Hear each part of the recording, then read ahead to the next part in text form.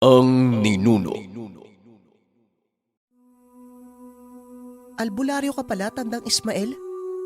Naging kasamahan mo si Erming? Kilala ko nila Erming. Higit pa sa pagkakakilala mo sa akin. Alam nila kung sino at ano ang galaw ko. Bakit? Wala bang sinabi sa'yo mga kasama mo sa mga nangyayari?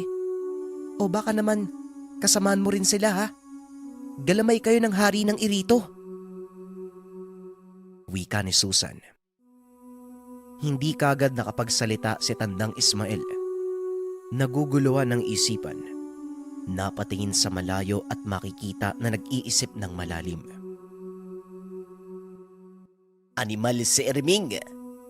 Kaya pala lahat ng ginagawa nila hindi pinapaalam sa akin.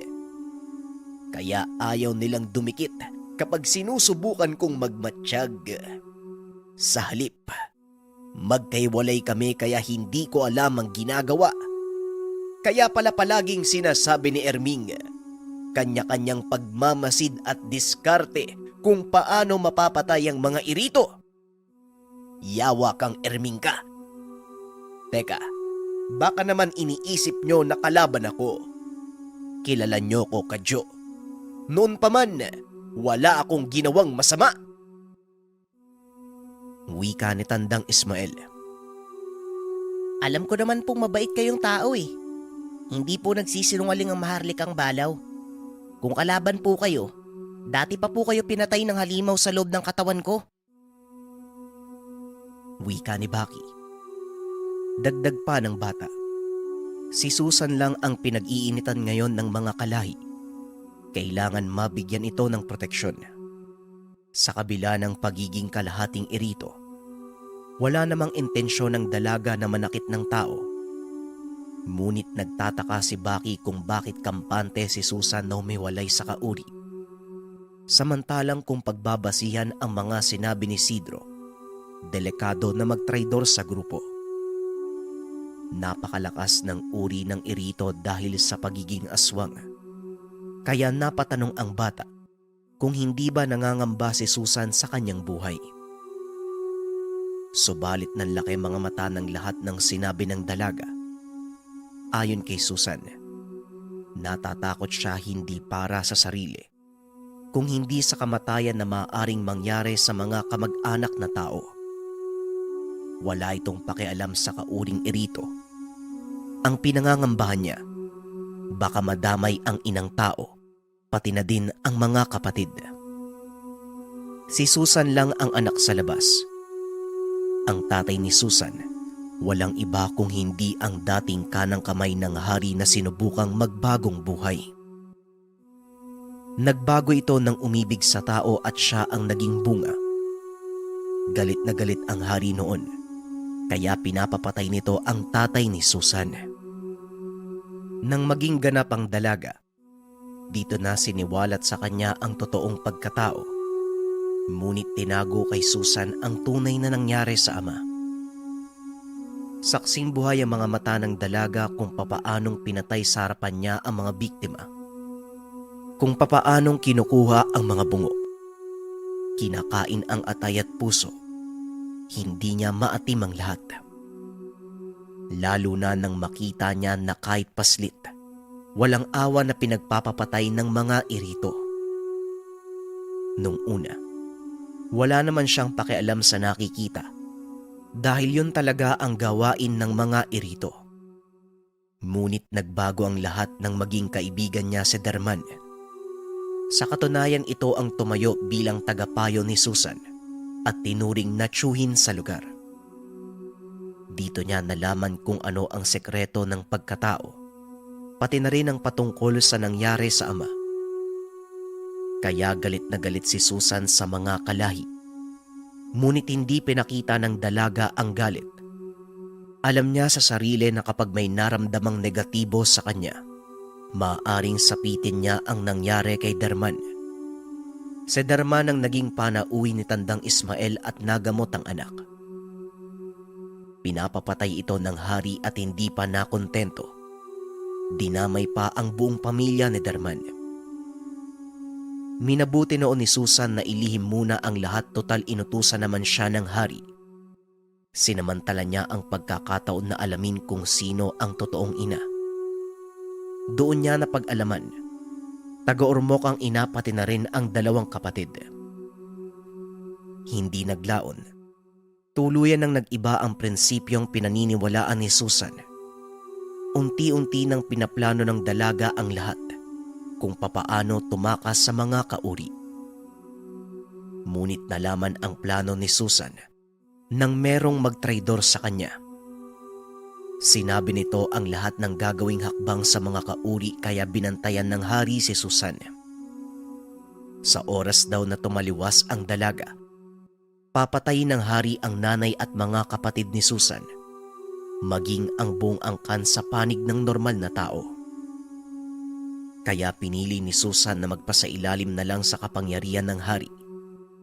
Tiniis niya ang lahat hanggang sa nakaisip si Susan na hikayatin ang iba pang mga kasamahan na dati pang nagtitiis sa pamamahala ng namumuno. Hanggang sa ipinapatay na ng hari ang mga mabubuting irito sa lugar. Ngunit idinaan niya sa ibang tao at hindi sa sariling kauri upang hindi siya pag-initan ng pinamumunuan. Nalulungkot si Susan dahil napatay din ang mga matatandang irito na naging kaibigan niya sa lugar. Napapailing na lang ng mga sandaling ito si Baki, maging si Tandang Ismael, Kadyo at Alberto. Sila ang kasangkapan sa masamang balak ng Haring Irito para sa pagpatay sa sariling kauri. Sinabi ni Baki kung ilang matanda na ang napatay niya. Ibig sabihin ate, hindi ka natatakot na madamay ang pamilya mo?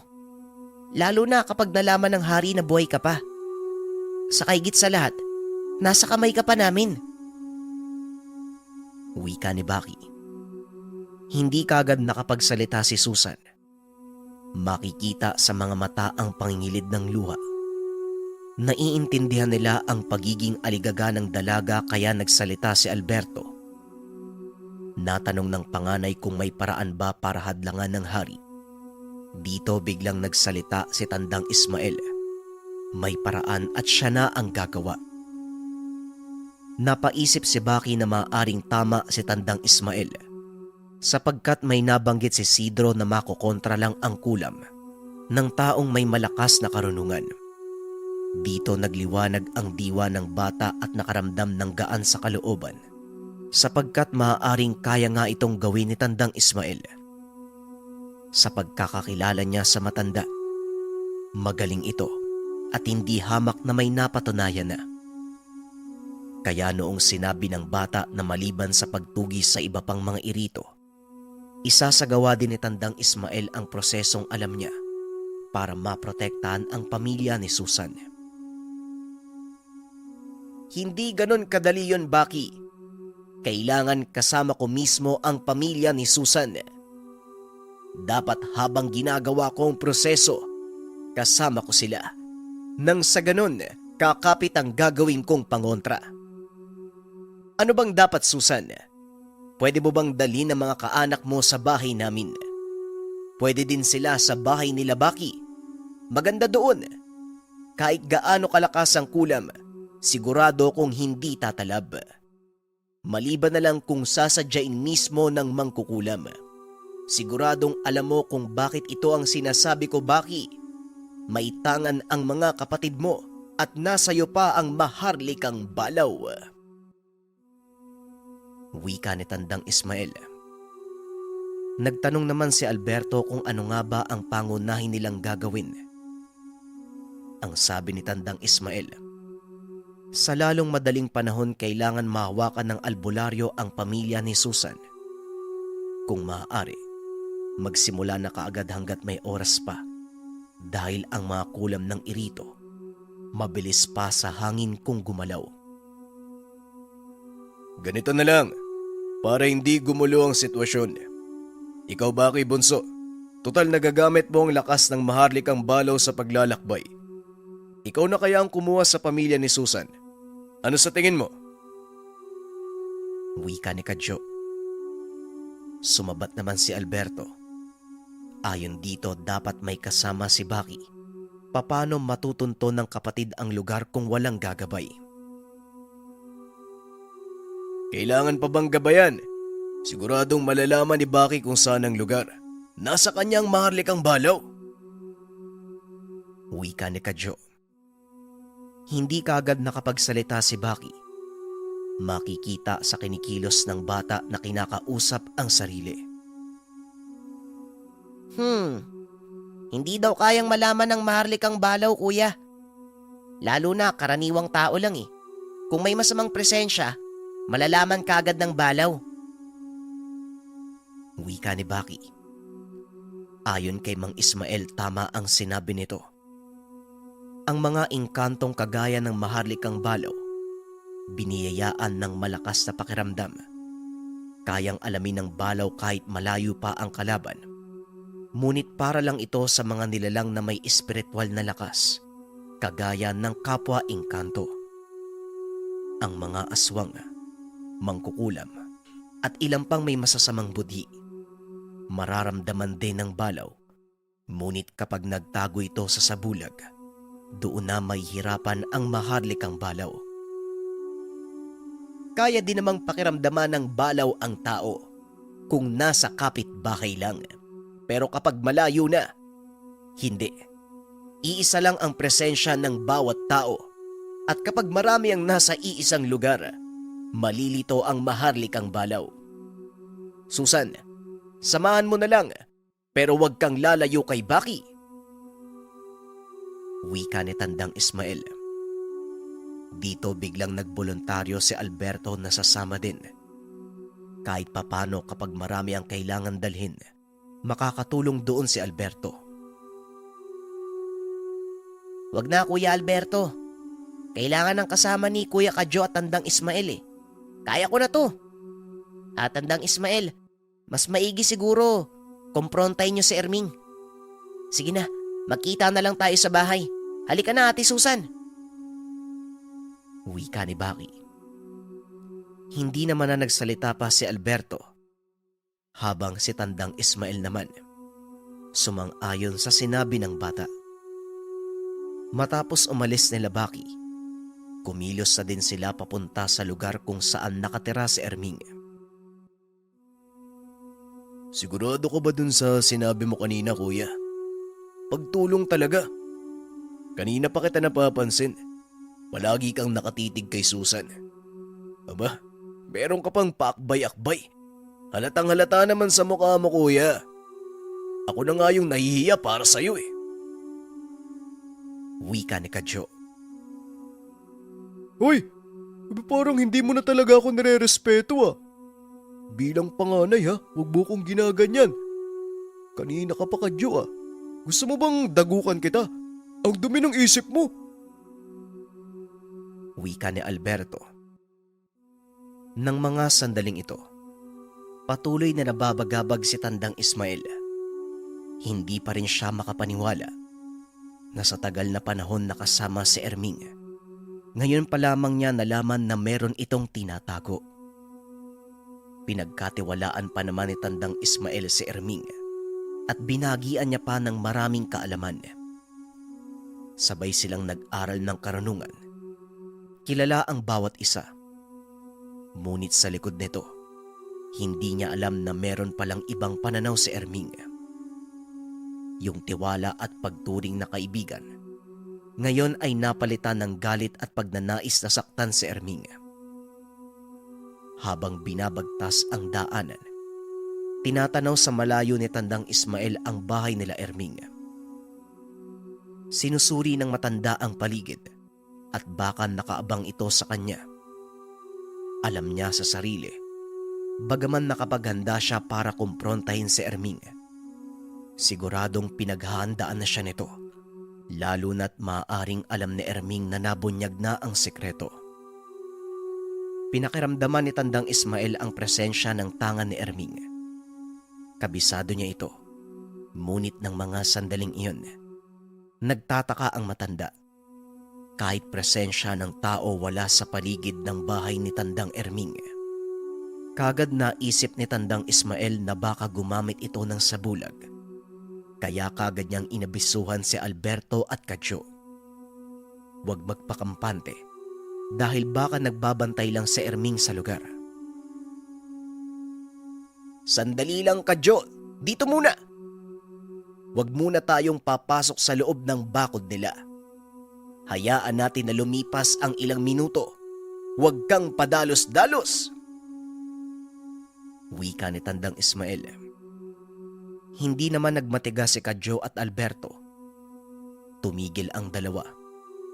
Nasa tabi lang sila ni Tandang Ismael at kita sa muka ang pagiging agresibo. Wala naman po atang tao eh.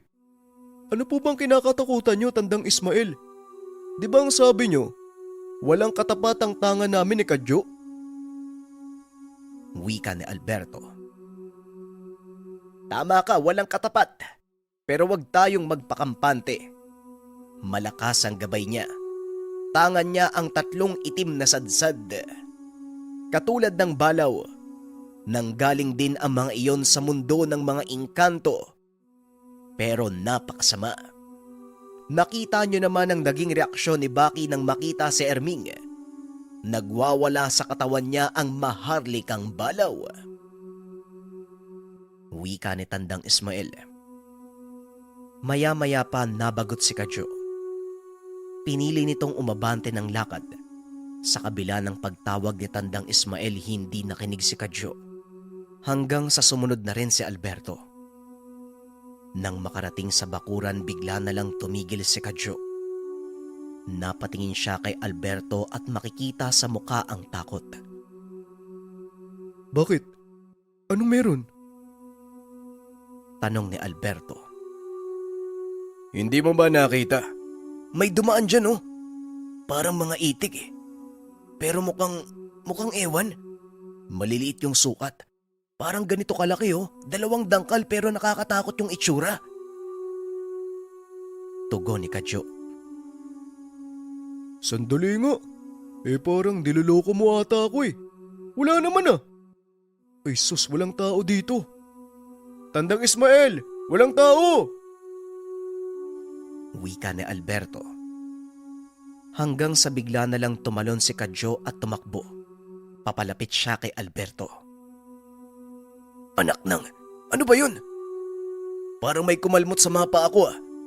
Teka, huwag ka namang humarang sa daanan kuya. Wika ni Kadyo. Ano bang nangyayari sa'yo? Kanina ka pa! Wika ni Alberto. Naudlot ito nang makita ang 2 bagay na gumagalaw.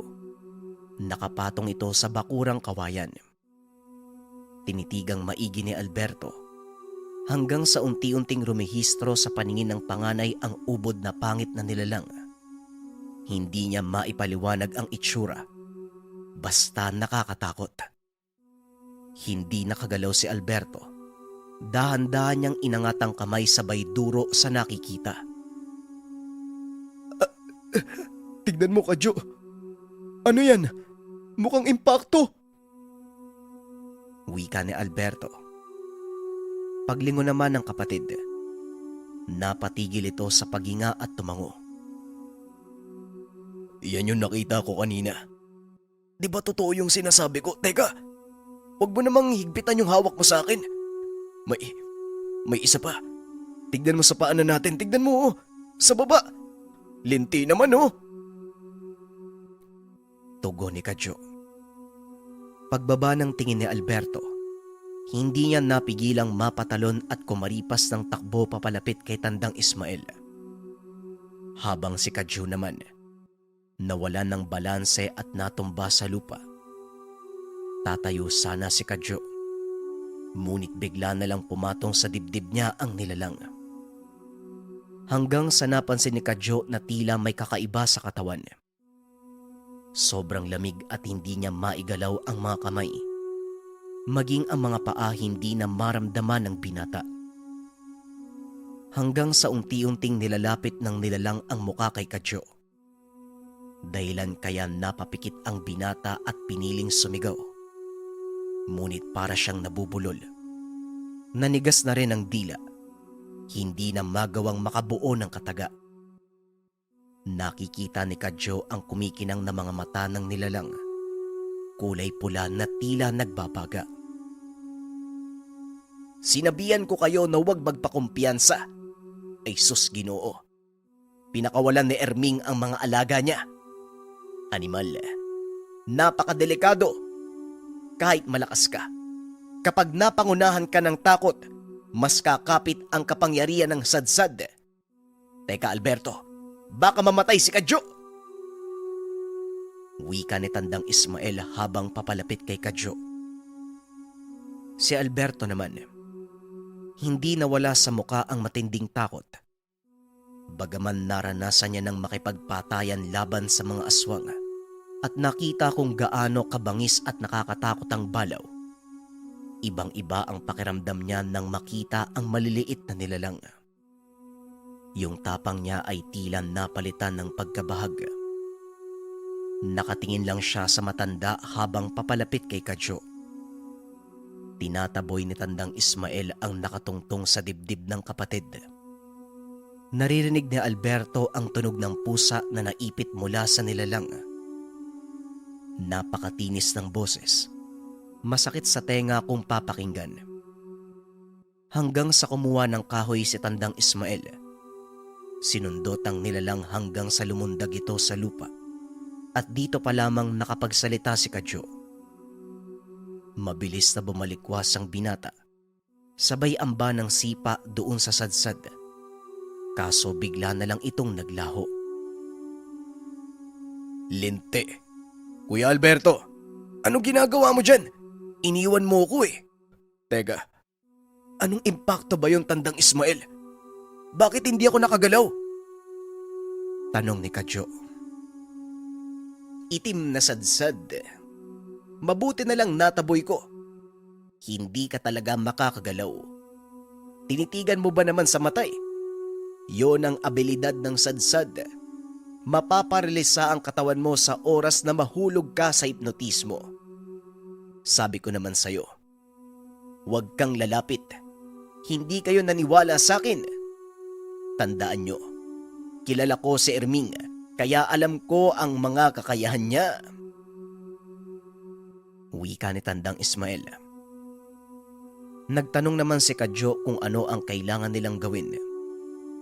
Ayon sa matanda, lumayo muna sila ng kaunti, basta wag na munang lalapit sa bakuran. Nakakatiyak siyang hanggang doon lang ang kayang maabot ng mga sadsad. Tapos ano? Mag-aantay lang tayo dito? Tanong ni Kadyo. May gagawin ako. Hindi natin madaling mapapasok ang lugar kapag malayang nakakagalaw ang mga alaga ni Erming. Mabuti sana kung nandito si Baki. Siguradong hindi tayo mahihirapan. Wika ni Tandang Ismael. Lumayo sila ng kaunti sa lugar. Mga ilang metro mula sa bakuran. Nang mga sandaling ito ay nagyaya ng umuwi si Alberto. Hindi niya alam kung bakit kinikilabutan siya sa lugar. Maging si Kadyo ganun din ang nararamdaman. Ang sabi ni Tandang Ismael, nakakatakot sa aspetong pisikal ang balaw. Ngunit ang sadsad, may abilidad lang itong manipulahin ang isipan ng tao. Paraan nila ito upang matakot ang kalaban. Ito ang abilidad na kayang basagin ang tapang ng isang tao. Maliban pa dyan, sobrang talino at mabilis ang mga sadsad. Bagaman makikita sa mukhang lampa ang katawan, pero kapag gumalaw hindi ka panipaniwala. Pumapatay ang sadsad sa pamamagitan ng hipnotismo at napakagaling din sa pagligaw ng tao. Mga isang oras ang lumipas. Naroon pa rin sila sa lugar. Habang nakapwesto sa isang banda ang magkapatid. Si Tandang Ismael, may ginagawa na hindi nila maintindihan. Nagpapabalik-balik ng lakad hanggang sa umabot doon sa likod ng bahay si Erming. Ngunit meron pa itong distansya. May kung anong nilalagay ang matanda. Nakayuko lang ito at bumubuka ang bibig sabay dura. Kinukumpas din ang kamay na tila may binabato. Mabilis silang nakarating ng ormok. Akala noon ni Baki nasa lungsod lang ang bahay nila Susan. Pero hindi. Nasa liblib pa na lugar. Isang maliit na pook na may ilang kabahayan na magkakalayo. Itinuro ni Susan kung nasaan ang kanilang tahanan.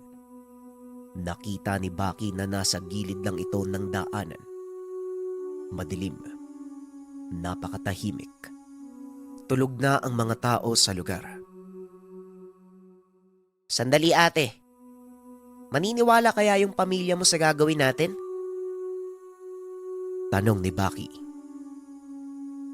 Maniniwala sila, Baki. Matagal ko na silang sinabihan na umalis na eh. Kaso nag-aalangan si nanay. Wala naman silang malalapitan eh. Diyan ka lang ha. Ako na munang bahala. Tugon ni Susan.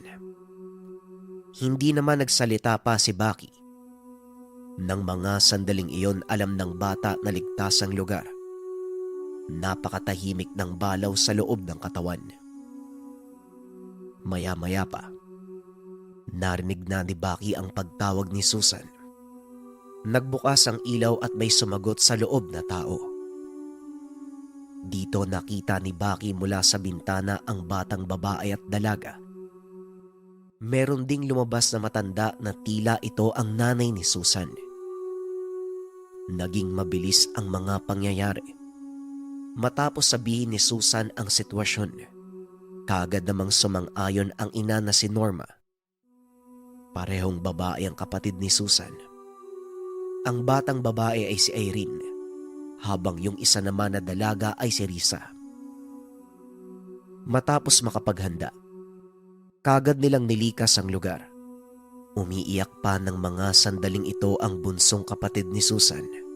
Natatakot na makakita ng mga elemento habang dinadaan sila ni Baki sa lagusan ng mga engkanto. Habang si Risa naman, nakayuko lang at halatang balisa. Hindi na nila dinaanan pa sila Alberto. Sa halip dumiretso na sa abuyog. Samantala, balik naman tayo sa kalagayan nila Alberto at Kadyo. Nang mga sandaling ito madaling araw na. Habang si Ismael naman paulit-ulit na isinasagawa ang pangontra sa mga sadsad. Mas lalo na silang lumalapit sa tahanan ni Erming. Hanggang sa nakita ni Alberto at Kadyo. Nagudyat si Mang Ismael na pinapasunod sila ng matanda. Maya-maya pa, may narinig silang kalabog doon sa bahay. Bumukas ang bintana at may nakita silang sumilip. Napahinto ang dalawa ng maisip na baka sadsad ang mga ito. Ngunit ilang segundo lang, naging malinaw sa kanila ang imahe ng tao. Magandang umaga, Erming. Magparamdam ka naman. Parang wala tayong pinagsamahan. Kung ganyan ang ipapakita mo sa akin, totoo nga ang natuklasan ko. Animal ka. Matagal mo na pala akong niloloko. Wika ni Mang Ismael. Nakita nila Alberto na tumapak na mismo sa loob ng bakuran ang matanda. Dito naisip ng dalawa. Kampante na ang matanda dahil nakontra na nito ang mga impaktong sadsad. Kaya naman kaagad binilisan ng dalawa ang paglalakad. Ano ba kuya? Huwag mo nga akong tinutulak. Natatakot ka no? Tanong ni Kadyo. Anong natatakot? Sige na. Ang dami mo pang sinasabi. Susuntukin talaga kita. Sige ka. Tugon ni Alberto. Nang makapasok sila sa loob ng bakuran, doon pa lamang nila nakita na lumabas si Erming. Nagulat si Alberto dahil bitbit nito ang isang mahabang itak. Sumasayad pa ito sa lupa at kumikinang ang talim. Maliban pa dyan, nasa likuran ni Erming ang 3 itim na sadsad. Akala mo ba matitinag ako sa hawak mo? Abay teka, kilala mo naman siguro itong mga kasama ko. Maaring nalamangan mo sila kanina gamit ng gabay mo. Pero ngayon, hindi na makakalapit ang mga yan. Alam mo ba kung ano yung nakita mong halimaw doon sa lugar ng mga irito? Isang uri ng maharlikang balaw. At itong dalawang tao na pagkalooban ng tangan mula sa balaw. Hindi ka ba natatakot? Kaya nilang pisain ang katawan mo na parang kamatis. Tingin mo, uubra kaya ang abilidad mo sa dalawang ito? Kadyo, Alberto, banatan nyo na! Wika ni Mang Ismael. Nang mga sandaling iyon, nakaramdam ng galit si Kadyo. Akala niya si Mang Ismael ang lalaban pero sila pala ni Alberto ang mapapasubo. Ang ganda ng mga sinabi mo, Mang Ismael ah. Ang angas na sana eh. Ang dami mong sinabi, kami naman pala yung lalaban. Wika ni Kadyo. Oo nga naman, teka. Ikaw na yung mauna, Kadyo. Ikaw na yung malapit eh. Mag-iingat ka ah. Mukhang nangangagat yung mga impakto eh. Tugon ni Alberto. Bumulong si Mang Ismael sa magkapatid na mahina siya pagdating sa pisikal na laban. Kaya lang niyang gawin ang pagbitaw ng mga tigalpo at pangontra sa kakayahan ng kapwa albularyo. Napailing na lang sa mga sandaling iyon si Kadyo. Umabante na ng lakad pero inoobserbahan niya si Erming. Hindi ito nagsasalita. Sobrang tahimik at nanlilisik ang mga mata. Habang si Alberto naman, nakasunod lang pero nakatuon ang atensyon sa mga alaga ng albularyo. Hanggang sa bigla na lang hinampas sa lupa ni Erming ang mahabang itak, sabay duro kay Kadyo. Sa pagkakataong iyon nakita ni Mang Ismael ang pagbuka ng bibig ni Erming, pero walang lumalabas na boses. Isang indikasyon. Nagbibitaw na ng pangtigalpo ang kapwa albularyo. Gulat na gulat si Mang Ismael dahil hindi tinatablan si Kadyo.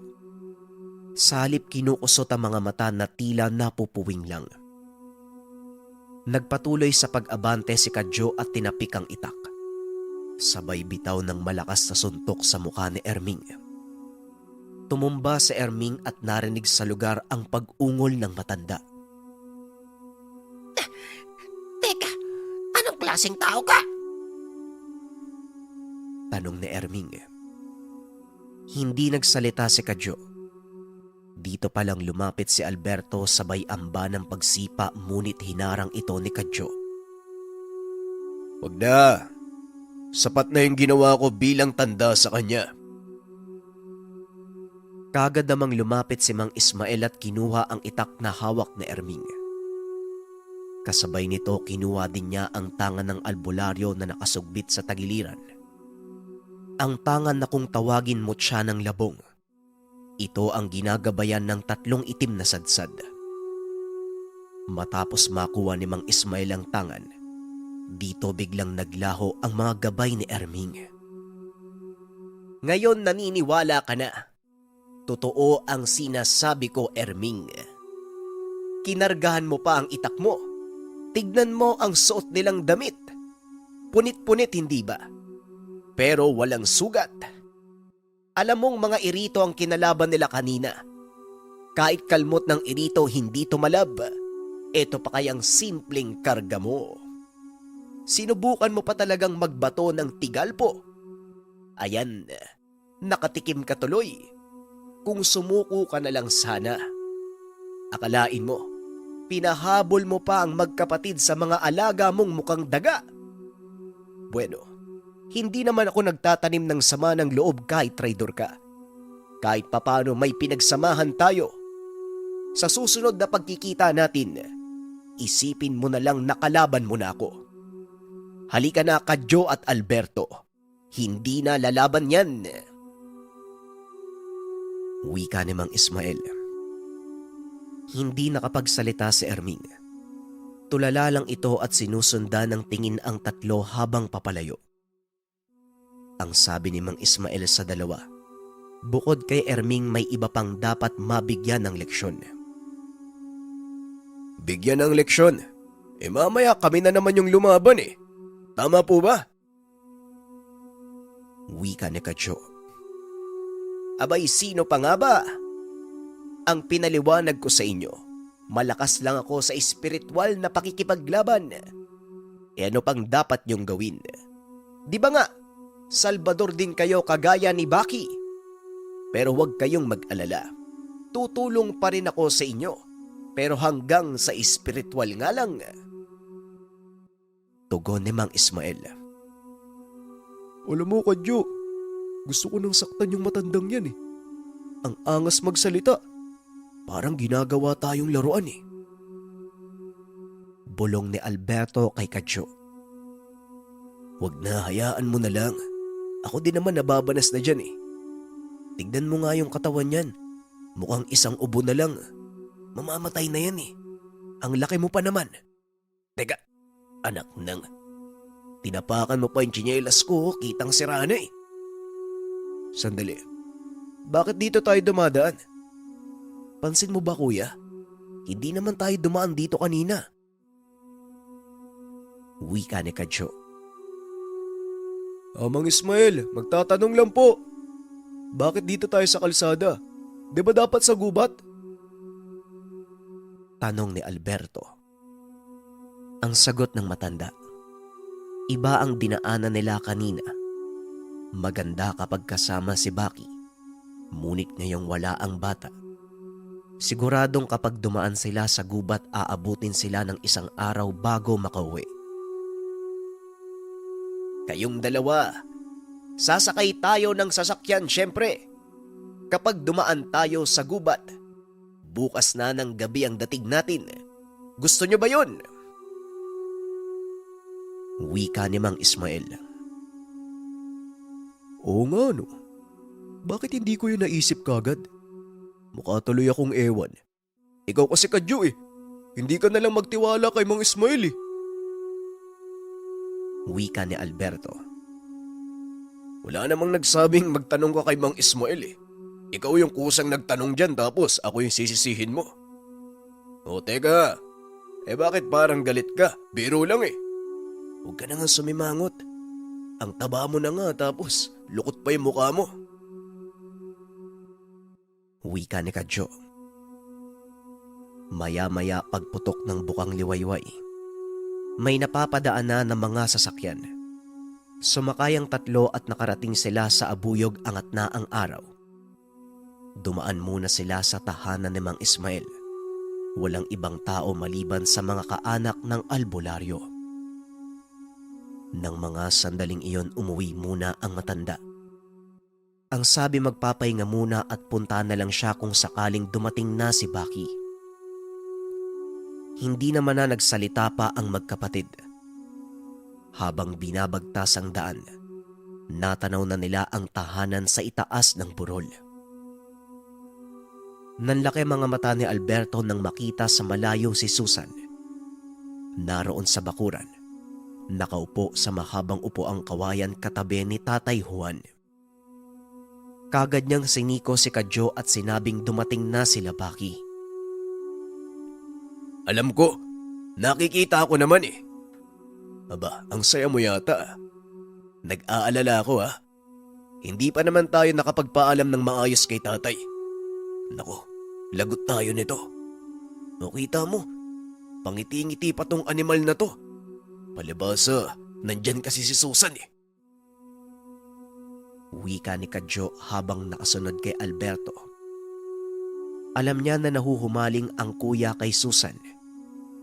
Kita naman sa kinikilos na numbalik ang lakas sa kabila ng pinagdaanan nilang pagod. Nakita lang si Susan umaliwalas na ang muka. Nang makarating sa tahanan kaagad na sumalubong si Baki, ipinaliwanag ng bata kung bakit hindi na sila dinaanan. Baka kung ano pang mangyari sa pamilya ni Susan. Nagkalat pa sa lugar ang mga kalaban. Hindi na nagsalita pa si Kadyo. Habang si Alberto naman kaagad nang lumapit kay Nanay Lusing at Tatay Juan. Nagmano ang panganay ngunit pagkatapos. Aray ko naman, tay.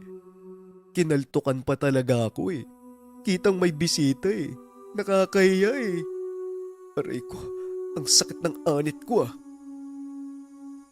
Wika ni Alberto habang hawak ang ulo. Ikaw, hindi ka man lang nag-abiso. Ay sus, bigla na lang kayong umalis dalawa. Mukha tuloy akong ewan doon sa bukid eh. Hoy, hoy, ikaw, pumarini ka nga kadyo. Hindi ka ba magmamano? Kunwari ka pa eh. Bilisan mo, lumapit ka dito. Wika ni Tatay Juan. Atay, mamaya na po ako lalapit. Kinakausap ko pa si Baki eh. Uy, sabi na galit si Tatay eh. Ang lakas ng pagkakakalto kay Kuya. Nakita mo ba yun, Baki? Mabuti hindi ako lumapit kagad. Bulong ni Kadyo kay Baki. Mabuti nga, yan lang yung nangyari sa kanya. Ako nga nakipagabulan pa kay Tatay. May bitbit ba naman na tangkay ng nyug? Pero naabutan pa din ako eh. Naipit ako sa silong. Naku, hala ka oh. Nagmamatigas ka pa. Ayan oh, papalapit na si Tatay. Bahala ka dyan, Kuya. Wika ni Baki at nagmamadali nang umalis. Teka tay. Uy, tatay magpapaliwanag ako. Kamuntikan pa akong tamaan. Uy, Baki!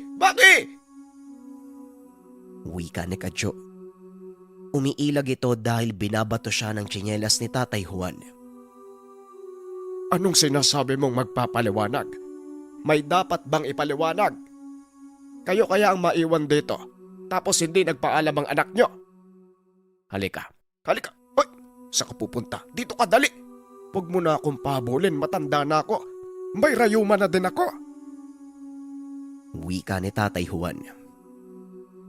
Ay, teka, sandali lang, wag naman po yung patpat. Ay, aray ko naman. Nagpaalam naman kami. Teka, si Alberto tayo, nangaasar pa oh. Wika ni Kadyo. Nakadampot ang Tatay Juan ng patpat at paulit-ulit na pinalo si Kadyo. Samantalang si Alberto naman, kagad tumahimik nang lingunin siya ng ama. Hay nako, sa susunod magpapaalam kayo ng maayos. Sabihin nyo kung saan kayo pupunta. Huwag yung bigla na lang kayong tatakbo. Ikaw naman, Baki, naku kang bata ka. Nakakalimutan mo, may magulang ka pa. Bueno, mag-agahan na kayo, Kadyo. Ikaw, Alberto, kulang pa yung inabot mo sa akin, ha? Wika ng ama. Sige tay, sige. Paluin mo rin ang patpat para patas kami. Tugon ni Kadyo. Tumahimik ka na dyan. Sige na, mag-agahan na kayo. Kayo nang bahala sa bisita. Pupunta na ako sa bukid. Huling wika ni Tatay Juan. Matapos magsalita, kinuha niya ang mga kagamitan at umalis na ng tahanan. Nang mga sandaling iyon, tila nagulat ang magkakapatid. Nakita nilang kausap ni Nanay Lucinda si Nanay Norma. Maayos namang makitungo ang ina. Hindi na ito katulad dati na palaging takot sa tao. Normal lang. Nakangiti si Nanay Lucinda habang ang mga kapatid naman ni Susan ay nasa papag. Tulog si Irene. Samantalang si Teresa naman, inaayos na ang kanilang mga kagamitan. Dito ko sila dinala. Mas maiging dito na lang kumpara sa bahay ni Mang Ismael. Ayos lang naman yun sa inyo, Kuya Kadyo, Kuya Alberto. Dito na lang kayo sa baba matulog May kamalig naman sa likod Wika ni Baki. Wala namang problema sa akin. Pansamantala lang naman Nga pala, Susan, isipin nyo na bahay nyo din to ha. Huwag kayong mahihiya. Kung anong nakasanayan ng nanay at mga kapatid mo sa inyo, malaya sila dito. Pagtiyagaan nyo lang yung bahay. Maganda naman dito eh. At saka sariwa yung hangin. Wika ni Kadyo. Tumango naman si Susan.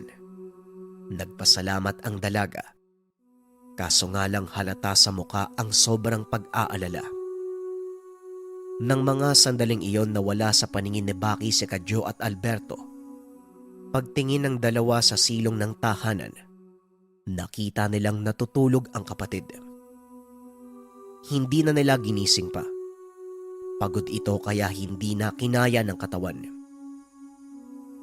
Naging maayos naman ang kalagayan nilang lahat sa mga araw na lumipas. Kasabay nito ang ginagawa ni Mang Ismael sa pamilya ni Susan.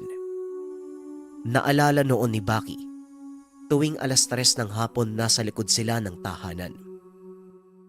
Nasa kamalig at doon isinasagawa ni Mang Ismael ang pangontra sa mga banta na maaaring dumating sa mag-anak ni Susan. Nakahilera sa papag ng kamalig at may pinapahid si Mang Ismael sa mga noon nito. Pinapausukan din sila ng matanda ng bunot na nilagyan ng dahon ng kalamansi. Hanggang 6:00 ng gabi ang proseso. Maliban pa dyan, naglalagay si Mang Ismael sa paligid ng bahay ng mga pangontra. Samantala, nakapagtatakang tumutulong si Tatay Juan kay Mang Ismael. Alam ng magkakapatid na hindi biyasa ang ama, pero tila pulido ang proseso na ginagawa ng tatay, lalo na sa usaping pangontra. Sa katunayan, kung titignan sa kinikilos ni Mang Ismael at Tatay Juan, hindi hamak na mas mapagkakatiwalaan ang galaw ng ama. Maging si Mang Ismael naninibago kay Tatay Juan. Pero lingid sa kaalaman nilang lahat, maging si Baki walang ideya na kinakausap din ng ama ang maharlikang Balaw. Hindi naman ito sinasabi ng Balaw kay Baki. Maging si Tatay Juan walang sinasabi sa mga anak. Inabisuan siya ng Balaw na wag nang ipagsabi dahil dadagdag lang ito sa isipin ng bata. Tuwing gabi nag-uusap si Tatay Juan at ang maharlikang Balaw. Kapag nakakalabas ang Balaw sa katawan ng bata, tinuturuan nito ang ama ni Baki kung ano ang mga dapat gawin sa paligid ng bahay. Mga batayan at kaukulang kaalaman na hindi hamak na mas mabisa kumpara sa proseso ng mga albularyo. Paano ba naman kasi? Wala talagang tiwala kay Mang Ismael ang maharlikang Balaw. Bagaman alam nito na mabuting tao ang matanda, pero hindi ito kadugo nila Baki. Napakalaki ng respeto ng Balaw kay Tatay Juan sa pagpapakita nito ng katapangan at pagmamahal sa pamilya. Hindi biro ang obligasyon ni Tatay Juan, lalo pat dumagdag sa buhay ng pamilya ang maharlikang Balaw. Alam ng nilalang, siya ang dahilan kung bakit dinanas ng pamilya ang pait ng buhay. Hindi mapapantayan ang katatagan nito na harapin ang mga peligro at dagok sa buhay. Kaya kung gaano nire-respeto ni Baki ang mga magulang, ganun din ang ipinapadama ng Balaw. Maliban na lang sa mga kapatid ni Baki, masasabi talagang banas ang maharlikang Balaw. Mali ang lahat ng ginagawa ng mga ito. Imbis na makatulong, nagiging pabigat pa lalo ang dalawa kay Baki. Sabihin mo sa akin, Juan, saan mo natutunan ang paraang iyan? Kung hindi ako nagkakamali, pangontra yan sa masasamang elemento. Abay, marunong ka pala niyan. Nakakamangha. Akala ko kung ano ang gagawin mo sa manok na dala mo. Wika ni Mang Ismael. Kasalukuyan noong nasa dalisdis ng burol si Tatay Juan. Nagsasagawa si Mang Ismael ng pangontra, pero iba ang nakita niya kay Tatay Juan. Naglagay ito ng pinagpatong-patong na bato. Kinatay ang manok at pinatakan ito ng dugo. Hindi nag-uusal at walang binabanggit na kataga. Naway protektahan niyo kami ng pamilya ko at kasama pa ng ibang nasa tahanan. Wika ni Tatay Juan. Napapailing na lang si Mang Ismael ng mga sandaling iyon. Hindi niya lubos akalain dahil ang pamamarang ito ay namumukod tangi. Kailangan pa ng maraming proseso. Ngunit sa ginawa ni Tatay Juan, tila ora mismo nagkabisa ang dasal. Kagad niyang naramdaman na lumakas ang presensya ng lugar at nagkalat ang mga mabubuting lamang lupa. Sandali nga, parang merong iba. Siguro biyasa ka talaga. Itinatago mo lang sa akin. Tanong ni Mang Ismael. Mga nakuha ko lang yan ng kaalaman sa mga natanong ko noon nung magkaroon ng problema ang pamilya ko. Hindi lang naman ikaw ang nilapitan ko meron pang iba. Sa katunayan, nakarating ako sa Bohol noon. Nagbabakasakali lang. Talagang naiipit na ako noon At kahit ikaw, hindi mo mahanapan ng paraan ang nangyayari sa pamilya ko. Kaya yung mga nakikita mo, natutunan ko lang noon.